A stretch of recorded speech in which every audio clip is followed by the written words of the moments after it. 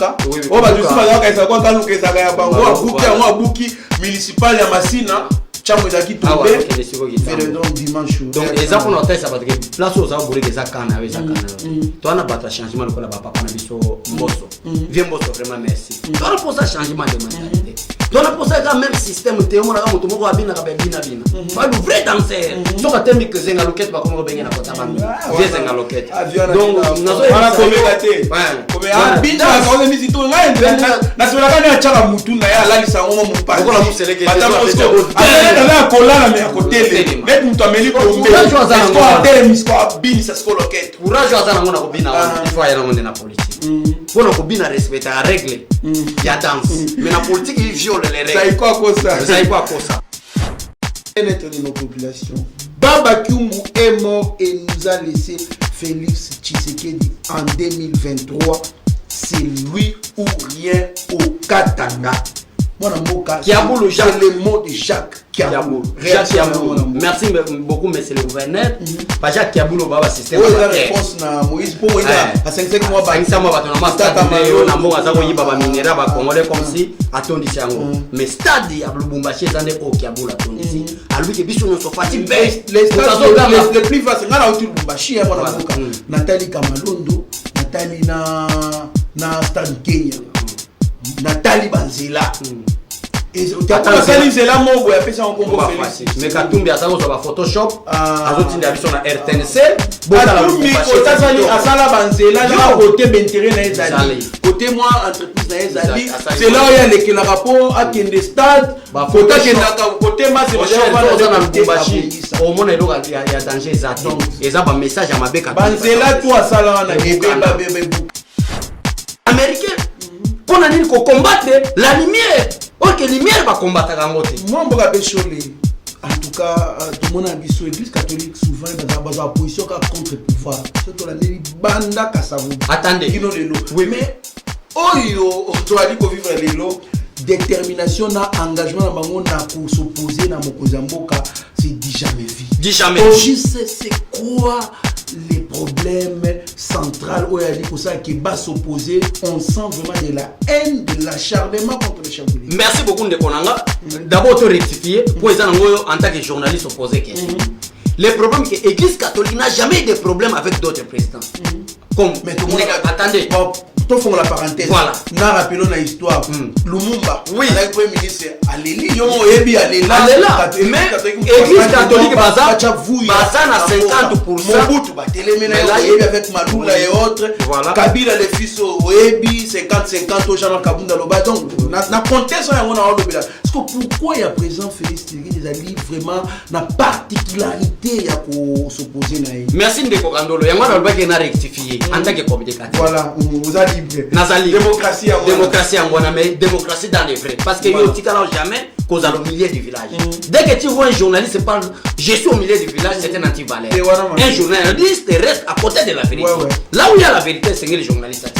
Le vrai problème c'est quoi Ndekonanga? Ba kosa ki biso ki baza contre Kabila, ok les oiseaux de même plumage. Ba tika na ozala contre Kabila té. Parce que la prestation seulement Kabila ya. Parce que Kabila est devenu chef de l'État congolais par un coup d'État. Par quelle procédure légale et pouvoir que après la disparition de Laurent Désiré Kabila et Sengeli Kabila comme chef de l'État, il était qui? Un commandant de forces terrestres.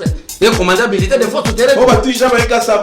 Il avait quel niveau? Quel niveau? Quand il a eu le pouvoir, moi je n'étais pas là. C'est qu'à ça, c'est ce communicateur. Il a quel niveau? Non, quand il a eu le pouvoir, moi je n'étais pas là. Ça va. Bonjour mesdames et messieurs, bienvenue dans notre émission Débat républicain sur Yokabas TV. Alors, Mikolo Belé vraiment tozaki ate pona ko partager ou soit kolobela mais matali mboka. Alors to kolobela mais matali politique par rapport à l'actualité ali ko dominer scène. Il y a on a tu koloba Fridolin Ambongo ali ko déclarer qu'ali na insécurité na capitale ya Kinshasa. Pourquoi? Puisque l'IDPS ne jure que sur la disparition de l'église catholique. Nous allons en parler dans cette émission.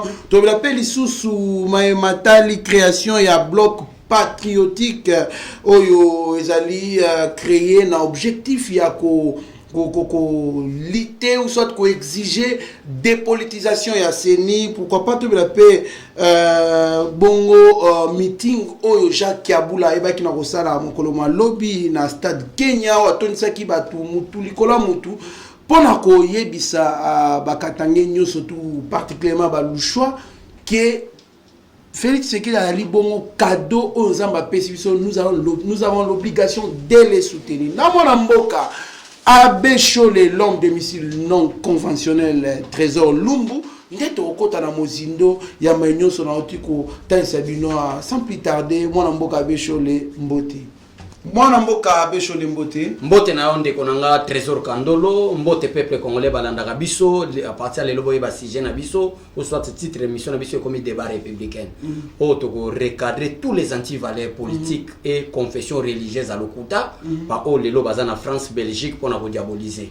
Mission na biso siko na yoka bazeza to recadrer ba. Merci beaucoup DG Trésor Lumbu. Boyo kibilo moko na benge. Non, on est des collègues, on est des collègues. Non, tika makaba DG to sala tika papa tika kokima responsabilité kuno benga ga DGA ne ba bengo DG to kima naza communicateur. Merci beaucoup mwana mboka. Alors mon mboka Fidola Mbongo ebina ko déclarer à bien na insécurité na ville province ya Kinshasa.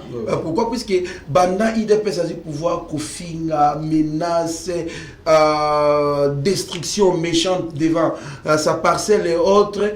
Nous surtout en bi azali une insécurité ali kosenga ba sécuriser. Merci beaucoup Ndeko, na profiter l'occasion na ebisa tous les peuples congolais partout dans le monde ba bazana ba Nigeria na Bibi Afrique d'ici États-Unis partout. Oui, ambon bazana raison koloba. Ah bon? Oui, ambon bazana raison koloba gazana insécurité parce que ils ont des forces sur ce terrain, les ténèbres et la lumière.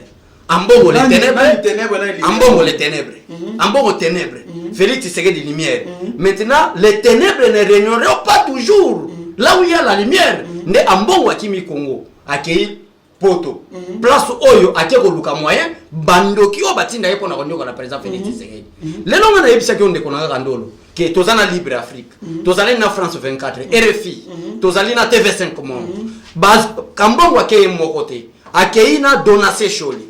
Akeina représentant l'église du Christ au Congo. Il y a SSC. Akeina Utembi. Na yemoko ambongo lokola cardinal. Quelle est la mission pastorale? Oh papa Bengisibama. Est-ce que bazana fatika? Mais on va héros américaine. Tourner kindoki. Tourner à ba magicien.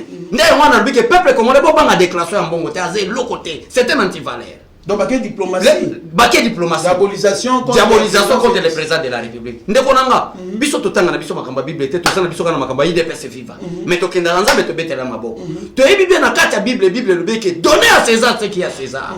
À Dieu ce qui est à Dieu. Mais tala makamba ndenge komeko kende.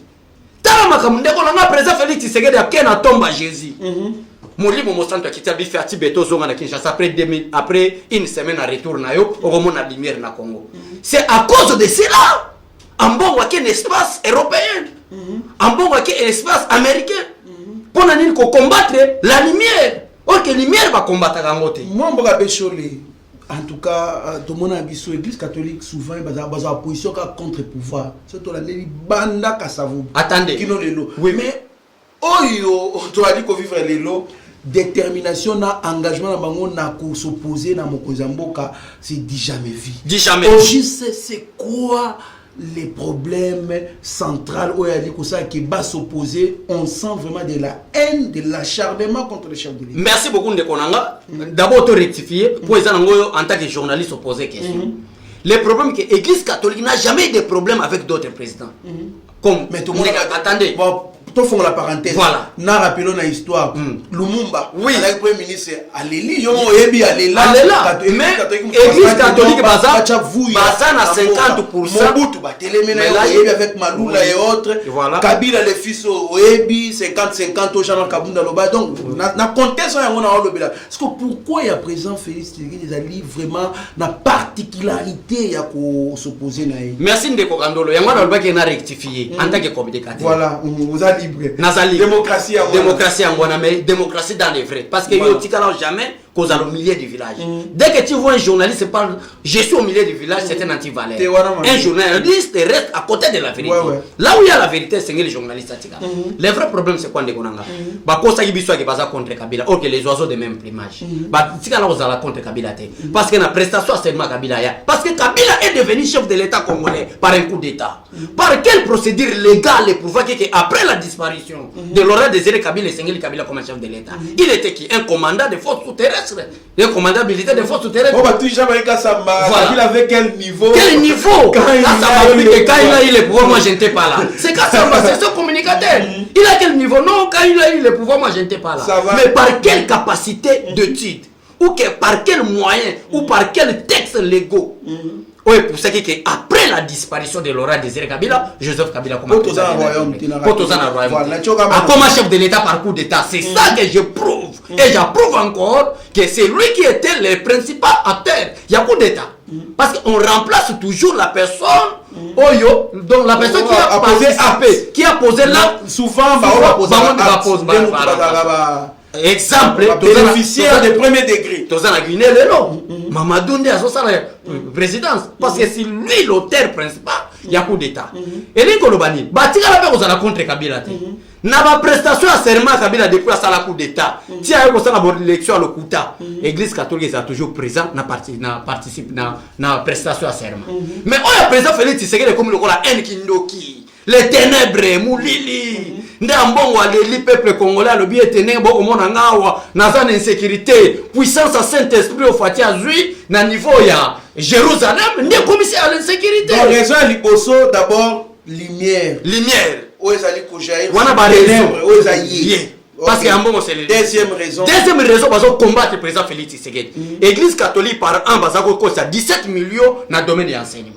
Tanga batu bazana ba makangu te or que bambongo bazoyi baba ke sala kindumba na bana bataba 17 atala kindoki ne bano to mona ba pa pyjama na mona tisha sa 17 akolingo te kandolo mutazo kambonga donation shole $100 atango na pete akolingolo ni ayipse papa fana na ki communication na vraiment vous comprenez bana ni bambongo ba gratuité enseignement oyo et que dans le grand hôtel na ba rotana ozoma bango abimataka na mpunga ça va parents minéral cher trop cher les écoles les plus chères il y a Congo na on rappelé ces écoles c'est pourquoi batiki ba 32 ans Mobutu ba bomba mboka 4 ans Laurent Désiré ba détruire mboka 18 ans Joseph Kabila ba bomba mboka pourquoi parce que batiki la bango ba concession ça l'école yango mona école cardinal Malula école cardinal Mosengo école cardinal Mbongo école Donatien Choli na moi Donatien école Monseigneur Moké na moi Donatien Choli aye lobi oui mais que ba école conventionnelle catholique privée comment école catholique privée agréée donc ça mot à créer école voilà ça c'est que l'escroquerie nous sommes dans l'hôtel sabatoké président Félix Tshisekedi à Longole yango ndeko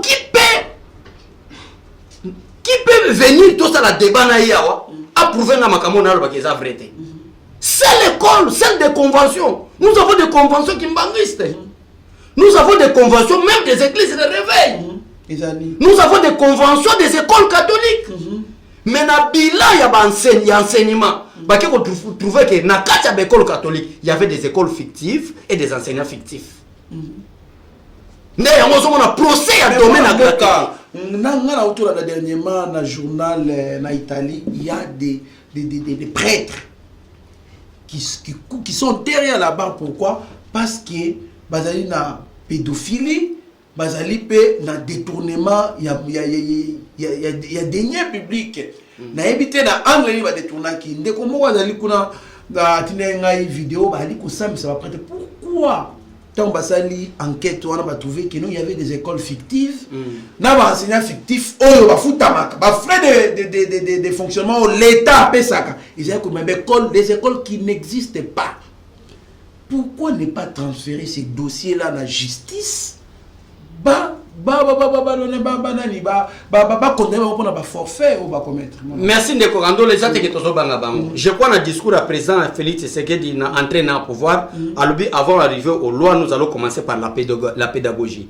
La pédagogie présent lingi lobanini alingi loba il faut commencer d'abord par enseigner les peuples.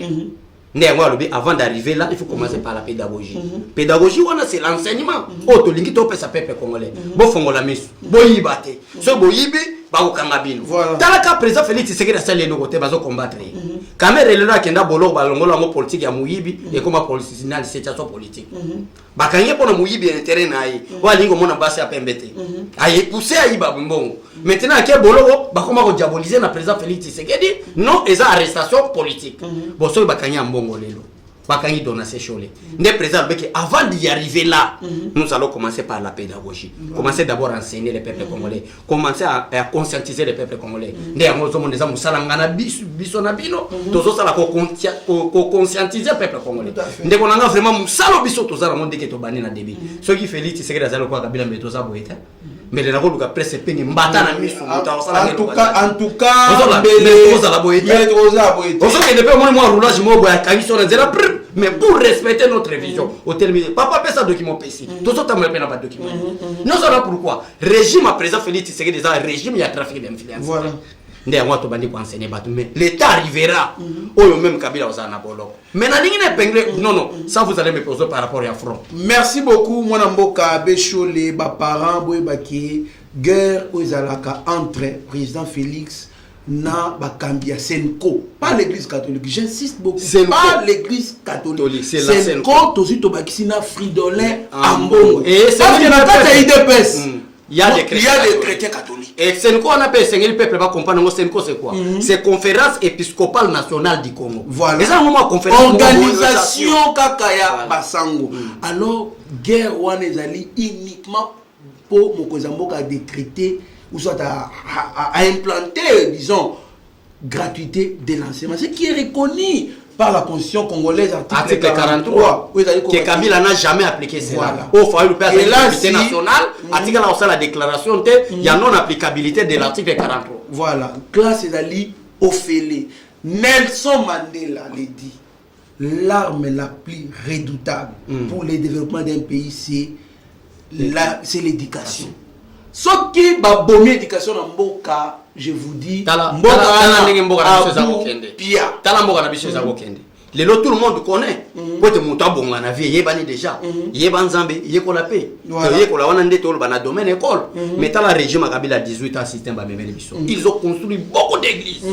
Bah, si peuple congolais, il ne faut pas chercher l'argent. Seulement avoir la foi, tu trouveras l'argent. Voilà. Voilà, va passer à Mikolo. Oh, bango babanga na nzambe te.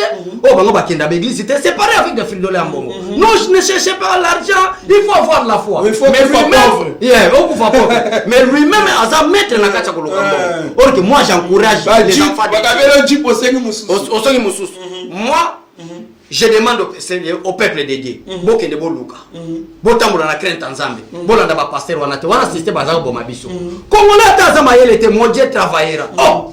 Bana Israël tout place on zamba pona yi bango mabele na bango nzamba doté bango capacité intellectuelle mais biso comme que non même si tu n'étudies pas tout est possible à celui qui croit. Voilà, faux enseignement ça c'est les enseignements il y a escroquerie moi te pousser na peuple congolais bolanda vision biso tozo ya nango soutenons le président Félix Tshisekedi en dehors du président Félix Tshisekedi j'insiste ndeko kandolo en dehors du président Félix Tshisekedi front oyo wano ba krewa eza front ya miyibi.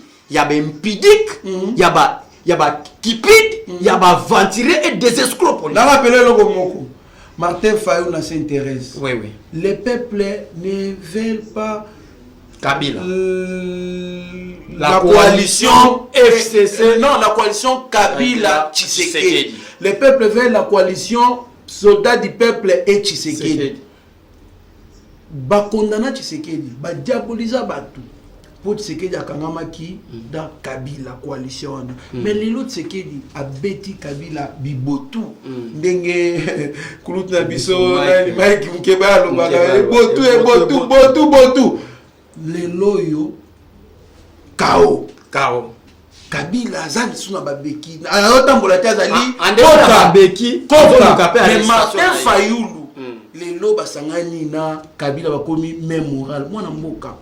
Message nous coupé sur le peuple congolais. Oyo, grâce à discours ya Martin Fayulu ya Tshisekedi da Tekimboka a Keiko Sana Kabila aina président Félix. Message nous coupé c'est puisque lelo Kabila là Martin Fayulu va même moral. Te ndeko nanga. Je crois partout tous les gars na bayeba TV na yebisaka yo. To yebisaka peuple congolais que bateau bazo travailler en l'ordre dispersé. Moïse Katumbi est dans l'union sacrée, mais il s'appelle opposition républicaine. Martin Fayulu a Tigalina une opposition radicale. Donc, vous comprenez, Bazo travaille pour encercler le président Félix Tshisekedi. Mais Bazala qui te bakabone. Donc, même moral. Même moral.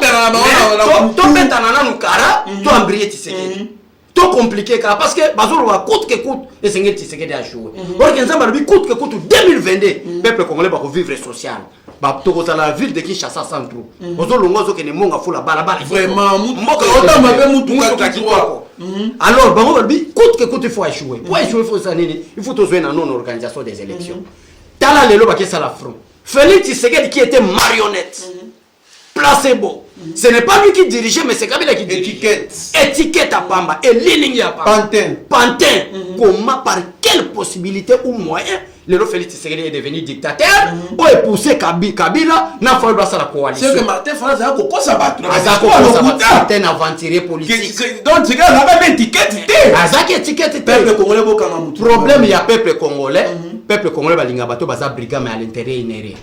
Intimidation. Ba congolais balinga bato baza ba grimace. Au moins Mobutu ozubi so bata ebele ba 32 ça pas. Autant ma congolais na douche les. Ozo banga grimace. Mais tala Mobutu grimace so banga. Oh Mobutu atana toilette oza mokolobi Mobutu c'est ko batanga kombo na été. Zo kana c'est ba grimace mentalité à na peuple congolais. Preuve la pour malgré ba DSP, ba beret vert za ina bango, ba beret rouge za ina bango, mais ka dogo aya bengani Mobutu. Kolongwa na est à République démocratique du Congo.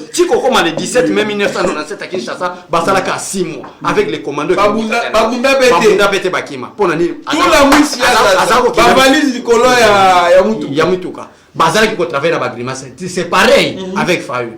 Fayulu comprendre que Bissona Bamubutu na Bakabila, tu détruis le système éducatif. Ya Congo. Peuple a inconscient. Peuple a comprendre les sous-té. Donc Congolais va comprendre que Moutako a un discours de l'eau conseiller.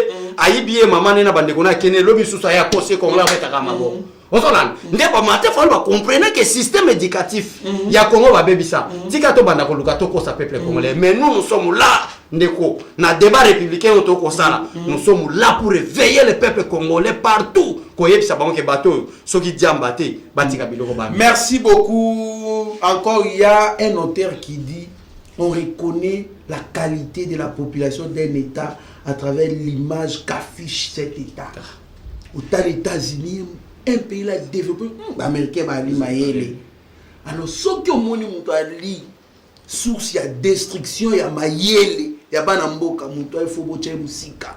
Batongo bana ba fridolé bon ba contre la sema ba Kabila ba nani Martin Fayulu la métier comme Moïse politique na poto wana o ndeko na ngai bisala bi mon frère je me demande comment est-ce que nani fridolé nani Cholena o ya SCC ba kei diplomatie na poto to en attendant na kata l'église na ba peuple amio kwa ma peuple azonyo énergie o bali ko bimisa pona politique Soki bobimisa pour gagner ba amankolo Yesu. Donc pour vivre l'eau là déjà dans Samoya.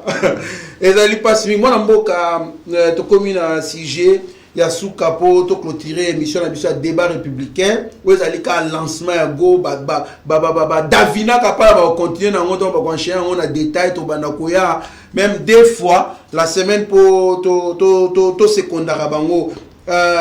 Félix Tshisekedi est le meilleur cadeau que Dieu nous a donné dans ces pays et nous allons protéger ça jalousement pour le bien-être de nos populations. Baba Kyungu est mort et nous a laissé Félix Tshisekedi en 2023. C'est lui ou rien au Katanga. Mon amboka, c'est le mot de Jacques Kiaboulou. Merci beaucoup, monsieur le gouverneur. Jacques Kiaboulou va avoir système. Oui, la réponse na Moïse pour Moïse à 5 mois. 5 mois, on a stade na mbonga za ko yiba ba minera ba congolais comme si atondisi yango. Mais stade ya Lubumbashi zande o Kiaboulou atondisi. Alubi ke biso nyonso fati be. Les stades les plus faciles ngana uti Lubumbashi ya mwana mboka. Nathalie Kamalondo, Nathalie na stade Kenya. Nathalie Banzela. Et Nathalie Banzela mobo ya pesa nkombo Félix. Mais Katumbi asako zo ba Photoshop, azotinda biso na RTNC, Katumbi otasali asala Banzela na côté d'intérêt na ezali. Côté moi entreprise na ezali, c'est là il y a le rapport à Kende Stade Faut que côté masse au moins il y a danger exact. Et ça un message à ma bec. Banzela toi sala na ebeba bebe bukana. Biloko ba chinois te. Il n'y a pas longtemps, c'est le mois passé. Pour te dire quoi, moi, Namboka, excusez-moi la tutoie. Donc, Ndengezana, Kuna, Moïse Asala et l'autre. Kiaboula, on a senti la ville de Lubumbashi rayonner d'un changement moko radical. Alors, moi, Namboka, stade à mon qui plein. Commenter sur Malobana. Donc, une élection, c'est la base. Babenga l'homme de 62%. Kende Katanga. Pour nous prouver que Katanga na bayambaka parce que papa Bemba na ba vieux ya Meti. Papa Bemba. Papa mo respecté. Papa responsable na ba na mo malamu bonne éducation. En tout cas, donc moment na papa mo à comprendre avec bateau parce que VPMF bazaïba. Comment la VPMT? Papa maman na biso bazaïba à l'époque bazaïki na virus ya Kabila. Kabila baleka mona été. Oh, na beta lisolo de Nile sur le but kota afayo. Mutadai ko meme na mutu kasa wa ki gaz. Azana gouvernement. Moi za ko ya. Voilà. Ali mutadai pepe mu pe papa ngana ye. Adolphe Muzita banga na ye ba mashoka ba marché. Ah, ce qu'on a ko meme ça. Na makolo na message ya gouverneur na biso, il faut tout apprécier. Alors que sans Félix Tshisekedi, on ne peut pas parler d'autres politiciens en dehors du président Félix Tshisekedi. C'est vrai. On dit que président Félix Tshisekedi a eu un diplôme de mérite pour la paix, non seulement au Congo, en Afrique. C'est lui qui va restaurer la paix en Afrique. C'est Félix Tshisekedi Béton. Et ça, c'est un sorcier, un méridiamba, un langue whisky. Nous avons des chaînes étrangères pour nous le président Félix Tshisekedi à son semaine de sécurité. Mais dans Israël, c'est la terre promise. C'est là où Dieu a choisi son peuple. C'est la terre d'Abraham. C'est la terre de Jacob. D'Abraham, d'Isaac, de Jacob. Nous avons un diplôme de mérite. Parce que Fatih Beto Kende Kinshasa. Tozana George Bush, Mikhail Gorbatchev, Yanani IRSS à l'époque, Tozalina Nicolas Sarkozy, Tozalina Komonse Kiminga, et puis c'est Félix Tshisekedi. Voilà. Et puis ça m'a rendu à l'université, moi, mais Kuna, Bazan de Bon. Fatih Beto Sigoyo. Tokolanda maloba université wana tokolanda maloba Katumbi to ya mbongo tumusa la ko publier babi Kimbuta son aza Maroc aza Maroc Maroc même Sata il a fait sa chance na Congo te même Sata comprenait que Kimbuta fait sa chance na Congo avec son diplôme wana donc mon mboka abe cholé il faut to éclairer batu to tel sa mingi baction mo kozamboka un mot sur Mbosoko de Rosaline meeting à Mounene le 31 octobre au Vélodrome. Oui, papa Mbosso. Après, il y a un Kanluka. Oh, bah, tu sais, il y a un Kanluka, il y a un Bouki municipal, il y a Massina. Tchango est qui tombé. Vélodrome dimanche. Donc, exemple, on a fait ça parce que place aux arbres, les Zakana, avec Zakana. Toi, on a battu changement, le papa Nabiso Mbosso. Viens Mbosso, vraiment merci. Toi, on a posé un changement de mentalité. Donc on a posé le même système théo na mutu moko abina ka bina bina fa le vrai danseur so ka temi que zenga loket ba comme benga na kota bandu zenga loket donc nazo ana komegate comme abina ka ole misi to na se la kana chaka mutu na ya la lisa ngoma mupasi ko la museleke ana kolana me akotele met mutu ameli kombe est-ce qu'on tele misko abini sa sko loket courage azana ngona ko bina il faut ayana ngona na politique pour na ko bina respecter la règle ya danse mais na politique il viole les règles. Ça y quoi ça. Merci beaucoup. Donc merci vraiment de konanga Trésor Kandolo peuple congolais pour comprendre dans débat républicain. Ah ouais. Chaîne ezala gebelete. Tozana basangwa Congo, tozana bayeba TV, tozana bayoka base. Place au babet bino masola Fatia Béton de l'origine jusqu'à l'éternité. Merci beaucoup mon amboka Bécholé, Ali vraiment et c'est gomakasi ya ko partager dans le plateau moko. En tout cas, peuple congolais, nous aussi cette émission à slogan le bilan du chef de l'État est largement positif. Merci beaucoup à l'équipe Mobimba ya Yokabas TV, Glody, Davina Kapala, Talara yo, Oumela, Bobundi Makasna, bébé de la presse. Merci beaucoup. Vous allez brancher. D'abord, moi, Namboka, Tala. Caméra, il y a Yokabas TV. Merci na onde bonanga Gandolo. Merci na bato nyoso balanda biso pourquoi pas staff technique. Il y a Yoka Baz on a tout moni Massa nanga Romeo, Aris et tout le monde. Ba journaliste na biso nyoso fait confiance na chaîne Oyo. Botala ba émission na bango, bo partageaka parce que chaîne Oyo comme on a Fati Beton, atatu benyango Yoka Baz. Yo na comme Yoka Baz. Peut-être ba muso ba retrahir, mais chaîne Oyo ezana nous ya communicateur ya Fati. Donc on se trahir te.